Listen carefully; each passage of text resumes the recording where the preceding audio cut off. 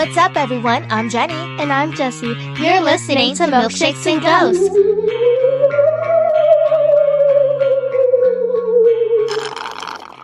This episode is brought to you by Sinister Brew Coffee isn't your ordinary cup of joe. It's a bold, horror-themed, small-batch coffee company owned by veterans who dare to take your taste buds on a dark and delicious journey. From cosmic creations to cryptid-inspired blends, every roast comes with a sinister twist. Handcrafted for those who crave something truly unique. It's not just coffee. It's an experience steeped in mystery, macabre storytelling, and flavors that are to die for. Dare to sip in the shadows and join the Sinister family at sinisterbrewcoffee.com. Where every cup reminds you that the darkness is delicious. It's snack time! You went beyond milkshakes today. I mean, yeah. So basically, I got some peep marshmallow, I got cotton candy, gummy worms, and I have a milkshake with me. You're even talking like if you just ate a bunch of sugar. It's coming out of your mouth so fast. That is way too much sugar. I don't understand you right now. We were supposed to just drink milkshakes, not milkshakes and a bunch of junk food. Basically, sugar is energy, and energy you need to live, and energy we need for this podcast. So it's a win-win for me because I get sweets and I get energy, but it's a lose for you because you have to deal with me. Jessie, I'm actually afraid to ask what's in your cup. Because all this sugar, I'm so scared that there's more sugar in that cup right now. Well, since Halloween is every day for us, I'm drinking a Hocus Pocus Halloween milkshake. That sounds like fun, but it sounds more like sugar. I'm not gonna lie, this is a lot more sugar than what I had last week. My milkshakes got milk in it because you can't make a milkshake without the milk. It's got sherbet, neon green gel food dye, whipped cream topping, and sprinkles. Okay, so I recognize a lot of the ingredients in our pantry and / refrigerator freezer that you mentioned, but where on earth did you get the neon gel food dye? I know I do not have that in the pantry. I've never purchased that. Well, our assistant Jack brought it in this morning for us. Well, me, I mean, not for you. I'm special. Especially hyper today. So, do you like your milkshake? Because it sounds just like a cup of sugar to me. It's okay. It's a little bit tart, but sweet as well. I got the recipe online from troprockin.com. I will link the recipe in the show notes for anyone who wants to try it. It's a fun and easy recipe. The only thing I switched in this recipe were dairy items, for dairy-free items, of course. So, Mama, what you drinking? I am drinking, it's called a Scary Berry Protein Shake. That sounds different. What's in it? It is different. It's got strawberries, cherries, blueberries, chia seeds, vanilla bean, and orange juice. That sounds disgusting. Unlike you, I wanted to do something healthy today, and that's exactly what this is. Well, do you like it? Not really. I still don't understand why it's scary, but why'd you make it? I love trying new things, as you know, so this is something that is new. I saw the recipe online at thevegan8.com. However, I won't be making this again, okay? It's not horrible, this is just not for me. But I will link this in the show notes if anyone else is daring to try this recipe. I guess it is kind of scary if you think about it. I'm not big on chia seeds, so maybe that's what takes away for me with this recipe. So it is a little scary because it's got a bunch of new ingredients I've never tried. I still don't understand how it's scary just because chia seeds, but anyway, my recipe is better. No one is going to want to try yours, Mom. Anyways, today we're going to be discussing the Appalachian Mountains. I've heard other people pronounce it different, but we're going to be saying Appalachian. You just realized you said that different, right? I just looked at you. You said what did you say?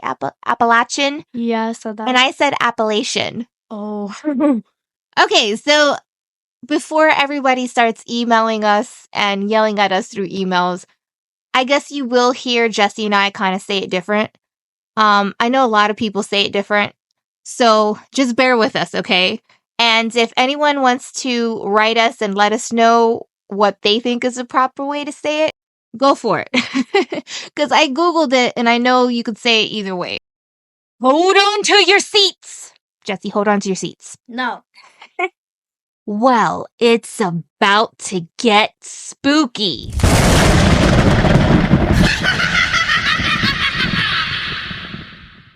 This episode is brought to you by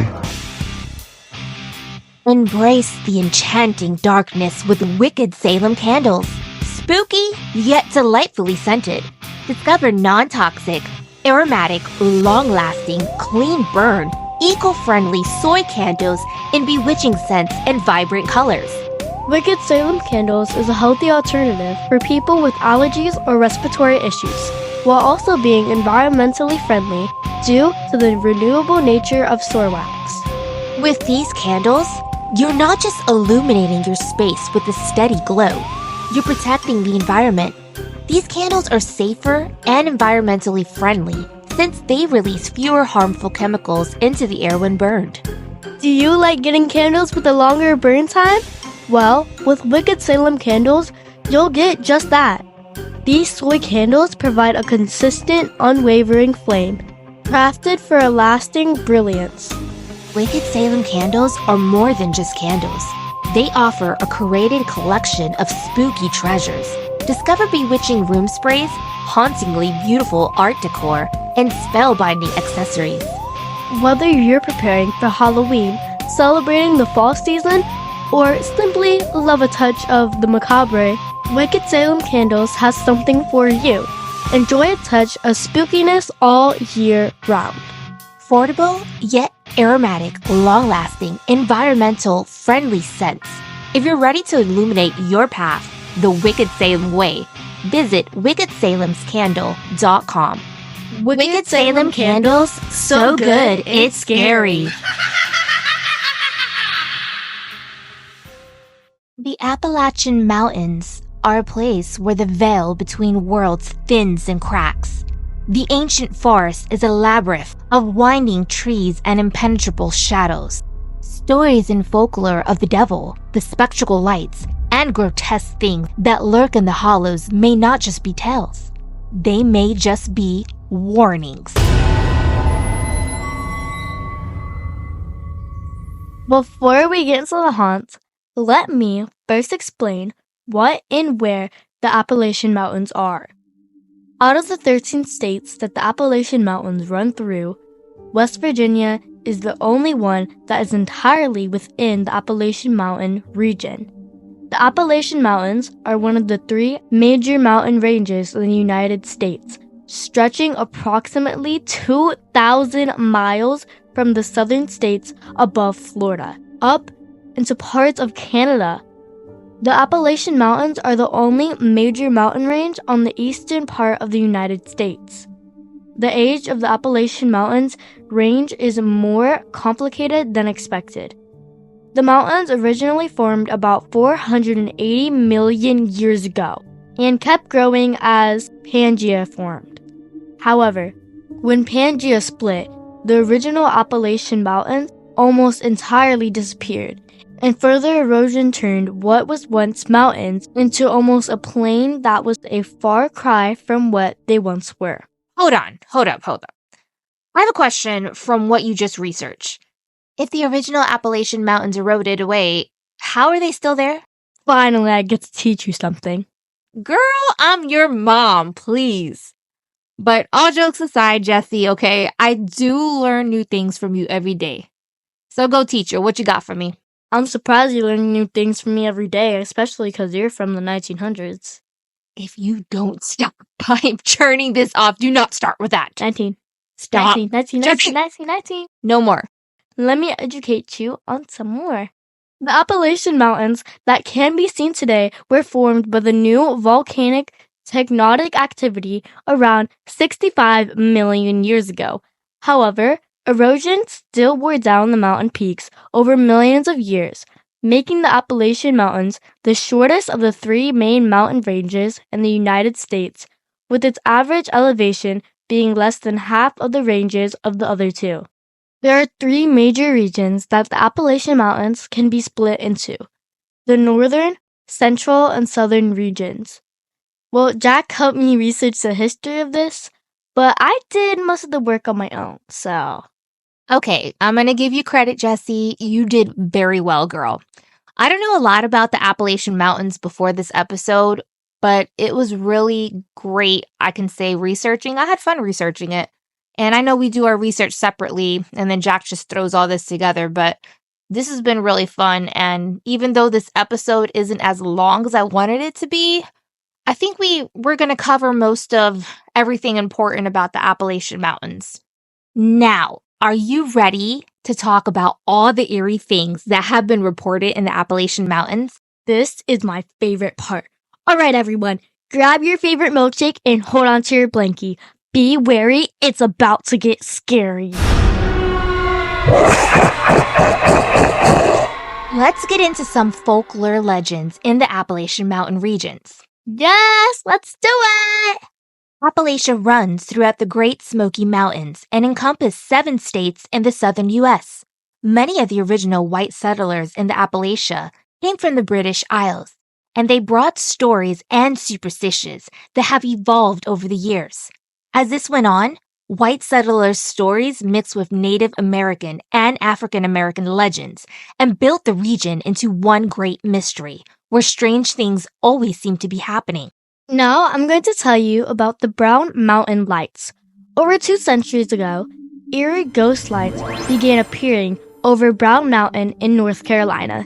The first eyewitness to report the lights was a German engineer, John William Gerard de Brom, who wrote of the lights over the North Carolina hills in his journal in 1771. Wow, Mom, finally got someone older than you. I knew you were going to say that. Stop. Anyway, following Bram's account, several legends about the lights over the mountains were passed down. Many who have seen the lights say the glowing orbs dance over the hills soundlessly until they silently dissipate or explode over the rolling peaks. In 1922, the United States Ecological Society investigated the Brown Mountain phenomena and determined that the lights were simply car headlights or lights of passing trains. However, this was disproven after a massive flood wiped out all the roads and tracks on the mountain, and the lights still appeared. There are many theories about the Brown Mountain lights, as with many Appalachian folk stories. However, the most common is the story told by Native Americans in the area. Cherokee legend claims that there was a bloody battle between Catawba and Cherokee warriors on Brown Mountain. Mothers, widows, and sisters set out into the mountains after the battle was over, carrying torches to search for their loved ones. This explains the glowing lights as the spirits of the Cherokee women who are still searching. Legends aside, Forest Service officers and scientists from Appalachian State University have also observed the lights in recent years. Current scientific theories about the lights speculate that they could be caused by natural gases on the mountain. Whatever the Brown Mountain lights are, they can be seen fairly regularly in North Carolina, most often during the night between September and November. We should definitely go and investigate this area in the near future. It sounds fascinating. You read my mind, but we're all the way in March. We could pre-plan. Come on, I think this is the best way to do it. We start pre-planning as of now. But honestly, I think these light scares are caused by natural gases of the mountains. I don't think it's anything supernatural. Don't come at me, you guys. That's just my opinion, okay? There's no real evidence to prove that it's real or not real, that it's something scientific or something supernatural. I know there's a lot of people just assuming it's supernatural. I want to see it for myself. I want to see it so I can get my honest one-on-one opinion and then come and talk about this again. I think that would be a really great idea, Jessie. I have a theory that there might be a couple houses nearby and maybe they have lights on. There's no houses over there. Oh, never mind. I was going to say that. No, it's mountains. Like reflection or something. I think the natural gas theory is kind of what is probably the most accurate. But again, I want to see it for myself. This episode is brought to you by Tired of the same old coffee routine? Craving a cup of paradise? Introducing Kona Coffee House LV. Bring the magic of Kona coffee straight to you, wherever you are. Kona Coffee House LV uses only the finest 100% organic Hawaiian Kona coffee beans, made by perfection by Sammy Scrumptious herself. These gluten-free and preservative-free beans are a rare specialty, offering a unique and unforgettable taste experience. No need to wait in line. Kona Coffee House LV is mobile, delivering a taste of paradise. Book Kona Coffee today for corporate events, parties, venues, and so much more. Follow Kona Coffee on Instagram at Kona Coffee House LV for updates on upcoming events. Visit their website at konacopel.com to learn more and schedule your Kona Coffee experience today. Don't miss out on this exclusive opportunity to savor the world's finest coffee. The next folklore legend in this region is the Mothman. I've been wanting to cover that! I know, same girl, same. This is just a little something regarding it. I'm not getting too deep into it because I do want to cover it further in a later episode with you. Sounds like a plan. Beginning in 1966, a strange year of phenomena occurred in the West Virginia and Ohio. It began with two couples who, while driving past an abandoned World War II TNT factory, saw a huge man-like bird with glowing red eyes flying parallel to their car. The creature had a 10-foot wingspan, and despite their attempt to flee, the car could not speed past the beam, even while going over 100 miles per hour. Whoa, that's creepy. After reaching the city limits of Point Pleasant, West Virginia, the couples reported the sighting to the police immediately. Newspapers dubbed the creature the Mothman, and the story took off. Over the next year, the residents of Point Pleasant saw the Mothman at least 8 more times. Every time, the description was eerily similar: a large man-like bird with huge red eyes. Many dismissed the phenomenon, claiming that the hysteria was simply over a sandhill crane that had gone off its normal migration route. Despite skepticism, strange things continued to happen in Point Pleasant. UFO sightings increased significantly, and suspicious men in black were spotted throughout the hills surrounding the town. These peculiar occurrences continued until December 15, 1967, when the Silver Bridge, which connected Point Pleasant to Gallipolis, Ohio, collapsed in the middle of rush hour traffic. 46 people died in the disaster. Some claim to have seen the Mothman at that scene. After the 1967 disaster, sightings decreased, but the legends of the Mothman remained. Though it remains unexplained, the Mothman has become a kind of mascot for Point Pleasant, where there is a Mothman Museum and an annual Mothman Festival in the autumn. We need to attend that festival next year. That does sound like so much fun. That's a good idea. I'm going to discuss the Bell Witch. That's another one I've been wanting to cover in a future episode. I'm not diving too deep into it because I know we'll cover this later on, and the legend of the Bell Witch is super spooky. So I'm going to give a quick rundown on the legend of the Bell Witch. The Bell family moved to the Red River bottomland in Robertson County, Tennessee, around the turn of the 19th century. About a decade after moving into their log-built home, the family began experiencing strange activity. Knockings, scratching, and dragging of things across the floor disturbed the Bells at all hours. The activity continued to escalate, and the Bell's daughter began complaining that someone or something was pulling on their sheets and pinching them down when they tried to sleep. I would fight the ghost if it was doing that to you. There's no way a ghost is going to get away with that. Not in my house. Ghost punch in the air right now because you can't get in the house now. Facts, man, facts. John Bell was determined to keep the phenomenon a secret, afraid of what the family's community at the Red Bottom Baptist Church would think. Back in that time, reputation was everything. You didn't want your neighbors thinking you were crazy. You'd probably get put to jail or a mental institution if that was a thing. I'm so glad the world has changed. More people are open-minded to the paranormal now. So true. And I see that every day because we have an amazing community on all social media platforms, people that listen to us, people that are friends with us. And it's so good to see that we're not just weirdos. Because, before, like, especially back in my time growing up, you can tell people, oh, I see ghosts, or, I see this and that. People are going to be thinking you're weird. But nowadays, being weird is super cool. And if you could see ghosts, more power to you, So eventually, John Bell told his friend, James Johnston, about what was going on in his home. Johnston was skeptical until he stayed the night at the Bell farm and experienced the entity himself.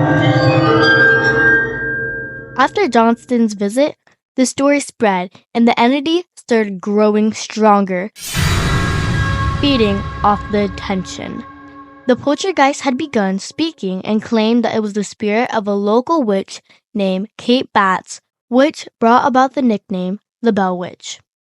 The activity became so bad that the general, Andrew Jackson, and his men visited the farm and after a night of harassment from the witch, departed quickly. Later, Jackson supposedly said he would rather fight the British at New Orleans than fight the Bell Witch. Okay. So it's bad if a general would rather choose the battlefield rather than a ghost. Yep, I know. After John Bell died in 1820, the entity claimed she had poisoned him. She disappeared and reappeared to the family several times throughout the 1820s, first to convince the Bell's daughter not to marry and also to speak with the Bell's son. After her seemingly final departure from John Bell, Jr. in 1828, the entity claimed she would return to haunt the Bell descendants in 1935. Dr. Charles Bailey Bell, a Nashville-based neurologist, was John Bell's closest living relative. It is unknown whether he was haunted by the Bell Witch, but the legend has endured in Appalachia as one of its most famous ghost stories. The phenomenon of the Bell Witch has never been able to be disproven, and to this day, it is unknown what happened or whether the Bell Witch poltergeist was a hoax. I read about the Bell Witch before. Honestly, I hate to say this, and please, you guys, don't come at me. I think it was a hoax. You think everything is a hoax. I can't help it if I'm a skeptic, okay? And that's why we go on so many ghost adventures together. This episode is brought to you by... Looking for a reputable notary republic at an affordable price? Well, look no further. Mrs. Ashley Lutchman is now taking appointments and accepting new clients. Jesse and I needed some documents to sign for our podcast. We wanted someone with experience who was well known and didn't cost a fortune. That's right. One of our good friends had worked with Mrs. Lutchman regarding some legal paperwork they needed notarized and recommended her to us. She was professional, efficient, and affordable. If you need important documents notarized, email Ashley Lutchman at ASHLEYLUTCHMAN@gmail.com. Ashley Lutchman can be found on Instagram and TikTok. I will link her socials and her email in our show notes. Ashley Lutchman is remote and commissioned in the state of Florida. Okay, so the next folklore legend I have is about the Moon-Eyed people. Oh, what's that? I never heard about that one. Well, I'm really glad you haven't heard about this one because you're in for a treat, Jesse. Cherokee legends have fueled the folklore of the Appalachian region for most of its history. One such story is that of the Moon-Eyed people. The Cherokee described these beings as another race of humans who were different in appearance from the tribe. They were described as small and bearded, with incredibly white skin and huge blue eyes. Okay, now they sound like aliens. That's what I thought when I first read this story, honestly. According to legend, the Moon-Eyed people were a race of nocturnal humans, as their eyes were too sensitive to any light, and they were forced to hunt, fish, and accomplish all of the tasks during the night. Thus, they were called the Moon-Eyed people, as they could only see after dark. The Moon-Eyed people, quite obviously, sound like European settlers. However, The Cherokee legends claim they were present among the tribe beginning around 1170 CE. Many combine the Moon-Eyed People with legends of Welsh travel to the New World before the Spanish, but this was probably a combination of propaganda against the Spanish, as well as racial propaganda against Native Americans. Maybe it was a way for the Cherokees to explain on how they looked. I agree with you on that. However, the most compelling evidence for the existence of the Moon-Eyed People is a 3-foot-tall statue found at the confluence of the Hiwassee and Valley Rivers in the 19th century. It is thought that the statue may be pre-Cherokee, and it depicts two conjoined figures. The statue is the best visual evidence of the Moon-Eyed People and is on display at the Cherokee County Historical Museum in Murphy, North Carolina. I still think it was regular people. It seems like it was just a way for the Cherokee people to describe other settlers coming in. I think you're definitely right on this one. I can't disagree with you. Now, let's discuss the Flatwoods Monster. I've heard of the Flatwoods Monster on other podcasts. It's pretty interesting.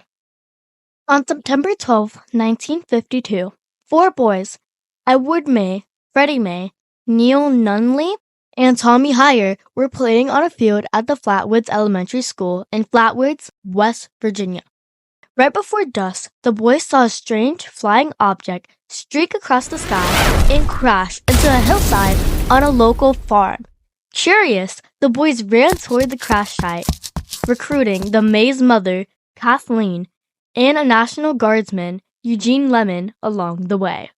When the group reached the crash site, they saw an eerie, pulsing red light. Lemon shined his flashlight towards it, only to reveal a 10-foot-tall creature with a spade-shaped head and glowing orange eyes. The creature was wearing what appeared to be a dark metallic dress. A strange and sickening mist hung in the air around the creature as it levitated above the ground. Ooh. According to the group's account, the creature hissed and began gliding toward them. It was then that the witnesses fled, running to the sheriff's office immediately. Despite their immense terror and their physical symptoms, nausea, vomiting, and throat irritation, when the sheriff's office investigated the supposed crash site, they could find nothing that resembled the creature. People thought that the witnesses' reactions were due to hysteria, but their symptoms were also startlingly similar to the effects of mustard gas. Today, there is still no answer to what the 6 witnesses in Flatwoods saw. Many think they mistook the creature for a large barn owl.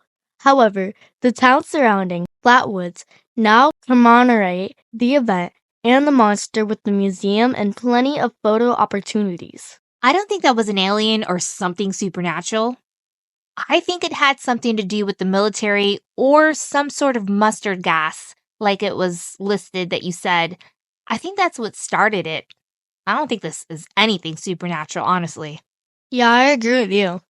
My next folklore spooky story is about the Wampus Cat. What is the Wampus Cat? The Wampus Cat is the name given to a feline creature with glowing yellow eyes and 6 legs. The legend involves a Cherokee, but is not a story from Native American legend. Rather, it is a story about Cherokee people as characters in the tale of how the Wampus Cat came to be. The most well-known origin story for the Wampus Cat says that a beautiful Cherokee woman was curious about the pre-hunting rituals that her husband and the other tribal warriors did before going into the woods. The woman disguised herself in the skin of a cougar and hid behind a rock while the shaman performed the ceremony. However, she was found, and the shaman cursed the woman by changing her into a human-cougar hybrid. If that was real, I would love to see it. Capture photos and videos. That would be so cool. Same, girl. What? I would love to have proof of something like that. So, this became known as the Wampus Cat and is said to roam Appalachia alone, wreaking violent havoc against other animals and frightening humans everywhere she goes. The story attracted attention, and soon people began descending upon the woods of North Carolina in a craze to find the creature. In the end, though, the sheriff called off the search and called the Wampus Cat a hoax. However, To this day, the Wampus Cat is used as a cautionary tale to frighten children, as she is said to angrily wander the region, searching for revenge in any way possible. I wouldn't want to get on her bad side. Me neither. Now that we've gotten the folklore out of the way, let's talk about the scary reality and a question that so many people ask. Why do so many hikers disappear on the Appalachian Trail without a trace? It made me so sad looking at articles with so many loved one missings on the Appalachian Trail. It was pretty horrific to see. There's a lot of people missing. Let me go over once again how big the Appalachian Trail actually is. It spans over 2,200 miles and winds through 14 states in America. The trail will take the toughest and most skilled hikers 5 to 7 months to complete, and the success rate falls at about 25%. It's a scary place to be. Despite the large number of hikers who attempt the trail, the access to resources, information, and safety is severely limited. Ranging from natural to supernatural, there is a crucial need for the United States National Park Service to implement more safety measures to protect hikers. This is really necessary, and someone needs to do something about it. They really need to do more to keep hikers safer. Environmental issues also play a big part in disappearances, but there are many other factors that can contribute to related deaths in the area and disappearances. On average, 2 to 3 people die each year on the Appalachian Trail. Deaths are rare and most are due to health conditions or falls. People's health play a big role in the deaths on the Appalachian Trail. Most deaths are due to heart attacks, breathing trouble, hypothermia, and drownings. Other risks include tick-borne diseases, thunderstorms, falling trees, wildlife, and wildfires. And in some cases, even murder. Dun, dun, dun! There have been 10 documented murders on the Appalachian Trail since 1974. This is a very low rate compared to the rest of the United States. But you know how I feel about outdoor things. Fresh air is for dead people. I knew you were going to say that. We always think alike. I've linked a website called Unsolved Appalachia in our show notes. I encourage everyone to check it out. It's a site where the missing, murdered, and unidentified are listed, a place for remembrance. These souls are never forgotten. The Appalachians, ancient and sacred, hold the secret of forgotten ages. The folklore of the Appalachian Trail is a chilling testament to the terrors that lurk beyond the veil. They are not near stories, but warnings, echoes of primal fear that claw at the edges of sanity. And remember, if you don't want to be a ghost, stay inside! Unless a person breaks in your house. Definitely call 911 for that one. You go outside. Or 999 if you're in the UK, if I'm not mistaken. Who needs fresh air? I swear, there are scarier things outside than there is inside. The scariest of all are people. Sometimes people are honestly the real monsters.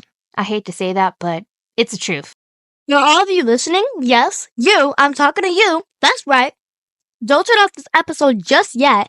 Stick around after the announcements for our bloopers. Our bloopers are all of our mistakes. And trust me when I say today, particularly on this episode, we made a lot.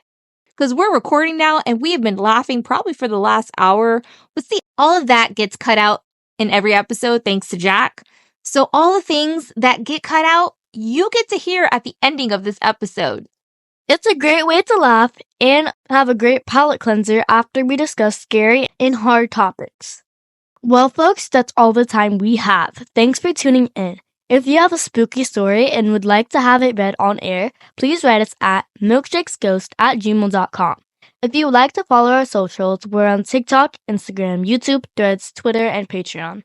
If you would like to become a Patreon member, please visit patreon.com/milkshakesandghosts. I will link it in the show notes along with all of our other socials. Join Patreon for free gifts and cool perks. Let's give a shout out to our awesome, amazing Patreon members!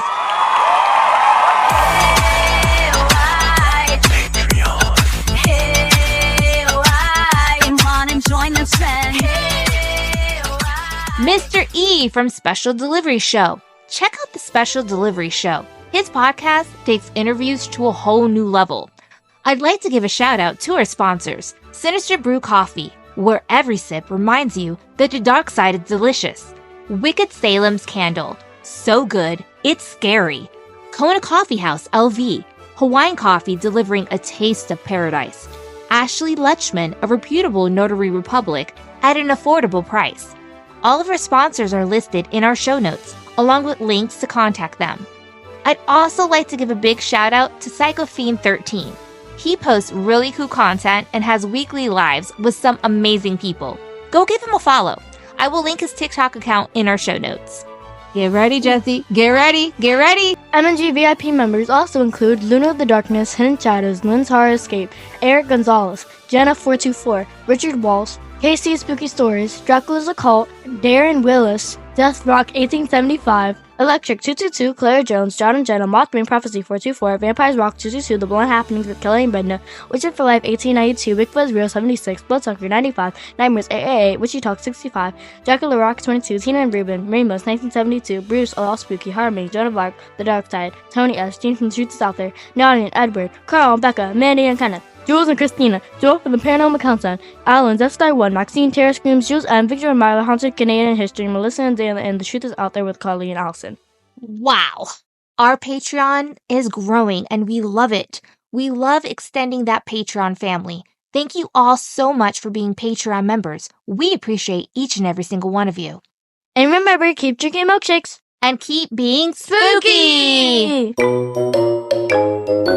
It's time for bloopers!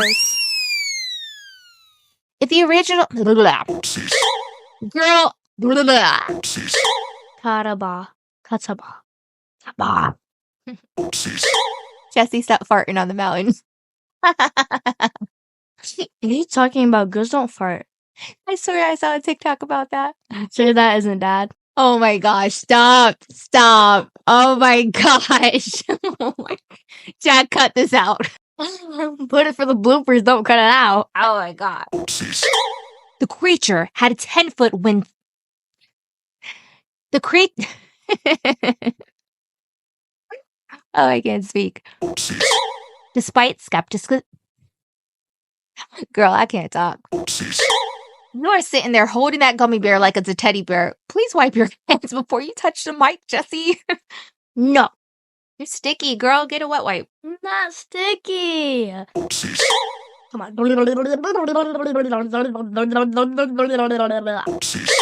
I'm so confused. I'm just like, what? Okay. You don't want to know what I'm singing in my head. Sing out loud. Singing in my head. And I'm singing Kumbaya. That's funny. Kumbaya, my lord. Kumbaya. I could be a monster. Roar. Roar. Roar. It's spooky season, spooky season, spooky season, spooky season, spooky season, spooky season, spooky season, it's spooky season, it's spooky season, spooky season, spooky season, spooky season, spooky season, spooky season, spooky season, spooky season, spooky season, spooky season, spooky season, spooky season, spooky season, spooky season.